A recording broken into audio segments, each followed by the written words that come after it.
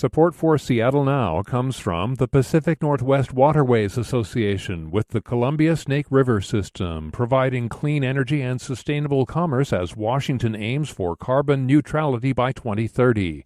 Learn more at pnwa.net/rivervalues. Hey, it's Patricia Murphy. It's Thursday, and this is Seattle Now.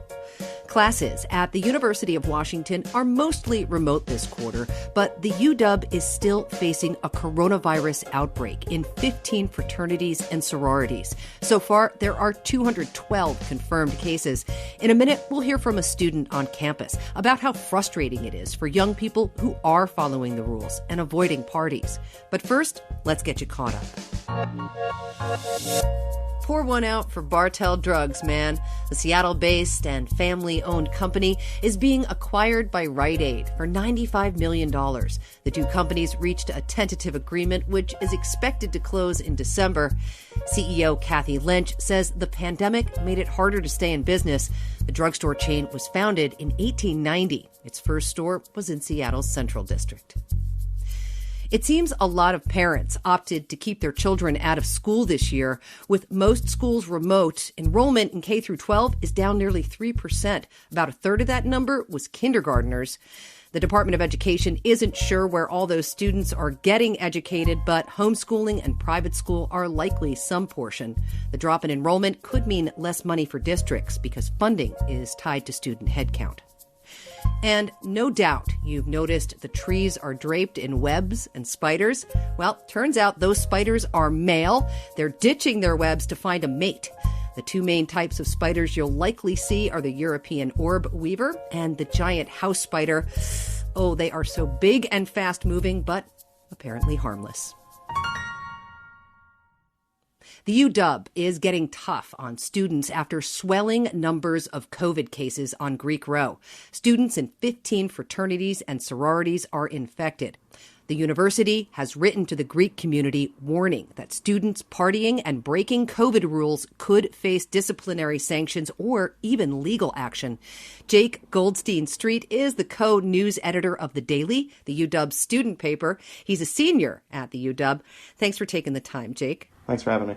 So right now there's currently an outbreak of COVID-19 happening on Greek Row. Tell us what you know.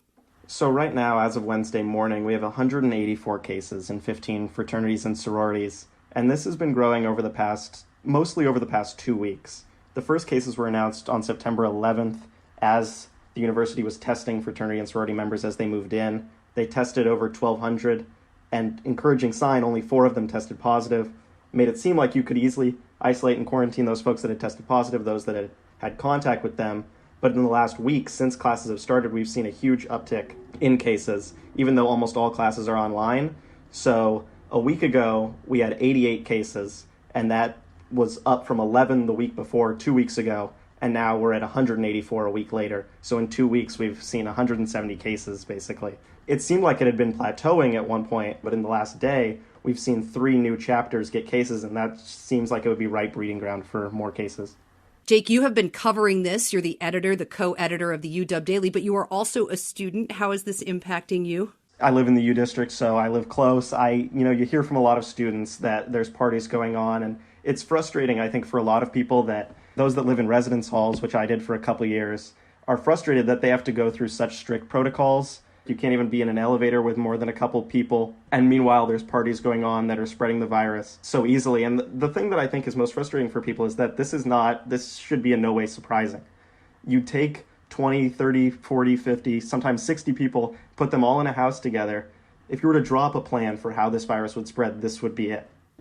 Now, why do you say that as a young person? I mean, I know I would say that as a mom, but why do you say that as a young person, Jake? Well, I think there's frustrations that it makes the university look bad that all of these cases are spreading so easily and everyone else is trying to quarantine and take this so seriously, and they think that other people aren't as much. I mean, this is the second outbreak, it's important to note. In late June, early July, there were another 154 cases in an outbreak. Over the summer, when there were a lot less people living there, almost half as many as that are living there now. The Greek Row has basically been made the butt of every joke on social media in the university. It's easy to scapegoat this on having parties and stuff, you could have one person that has it and they can spread it to 20 other people without ever having a party. It's just all these people live really close together. The university and students want the university to be able to do more, but this is private property. Off campus, just north of campus, there's not a lot that the university can do to stop this. And even if they do take actions, there's a fear inside the university that if, you lift chapters recognition from the university, then students will be less likely to report to the university that they've had this outbreak, and then the university can do less to stop it. Right. And this is such an important point that you're bringing up here. What kind of power does the university have to dictate how the Greek system handles itself? It's very little. They sent out a message to fraternity and sorority members yesterday, both from the administration and from the county health director. Really, I had never seen this before, even when there was 150 cases. They never took a step like this, laying out ways that they could discipline students and houses for this. One of them is they could get investigated through the code of conduct, which could lead to some kind of discipline. We've seen at other universities, students being dismissed and sent off campus for breaking social distancing guidelines. And then there's also that you could notice landlords of the houses, that they could then have an effect. And then the last thing they said is that you could get an order, either as an individual or as a chapter itself, from the county health officer. And if you don't comply with that, that could lead to a King County Superior Court order. Yeah, public health could very well step into this situation. I am curious, because you are a student, what kind of behaviors you see among your peers that might be risky. In the last week, we've definitely seen, since classes have started and a lot of people have moved onto campus, and it's important to note that right now on campus and in the Greek housing, occupancy is about half. Last year was about 13,000 living between residence halls and frat and sorority houses. Now it's about 6,000. But as you walk down the Ave, you see big groups all together, which you didn't see over the summer. I lived here over the summer, and there were very few people, obviously. And now you see big groups. I mean, they're all masked, of course, but 8 people all standing real close together has its issues. Yeah. How do you feel in your current living situation? Where are you? So I live not far from your guys' studios, and I live in an apartment. I have my own bedroom. I have a roommate, and it all feels pretty safe. I've been tested a few times and have had no issues. So I feel pretty safe in my living atmosphere. I couldn't say the same for a lot of people on campus. I'm not sure I would want to live in a fraternity or sorority house or in a residence hall. Yeah, it's just a fact, of course, that parties aren't safe. But how are students like yourself finding ways to connect with each other and have fun, have a college experience right now? Yeah, that's something we've been looking into a lot, and it's a lot of people just talk through social media or hang out outside and sit social distance and try to hang out with other people, but it's really tough to make those sorts of connections. I mean, Zoom is not my favorite way of connecting with people. I had just had a class right before we're recording this, and it's really hard to make those sorts of connections with people, and much more leaning on connections you've already had than making new ones, which is really hard for freshmen that don't have those sorts of existing connections. Yeah, and you're a senior now, so you've actually had a pretty significant college experience before this pandemic change. I wonder, though, what you hear from freshmen about this first year. It's easy to say this is not what they expected at all. They're trying to make the best of it and trying to connect with people. They've spaced out in lounges where people hang out so people can't be close together. So the university is doing what it can to stop the virus, but then it's also taking away a lot of what people come to college for this dorm experience, and it makes it really hard to be with people. All right, Jake, so what is your opinion of how the university is conducting itself through the pandemic? Do you think they should be doing anything else? Yeah, the university is in a bind, and that's something that students have been talking about. Basically, the university needs to be doing more. A student on Monday that lives nearby sent a letter to the university administration saying basically, like, I'm immunocompromised. I live nearby. I'm hearing loud noises all hours of the night. Sounds like people are partying. You need to be doing more to step in and stop this from happening. And the university basically responds like, there's not a lot we can do. We can't go in and, stop parties from happening. We can give them notice to tell them they shouldn't be doing this, but there's not a lot we can do since this is private property. Here's a criticism that I have heard about universities and the COVID pandemic. The university system should know that the student body was not capable of dealing with a pandemic. And if they truly knew the student body, they wouldn't be conducting classes right now.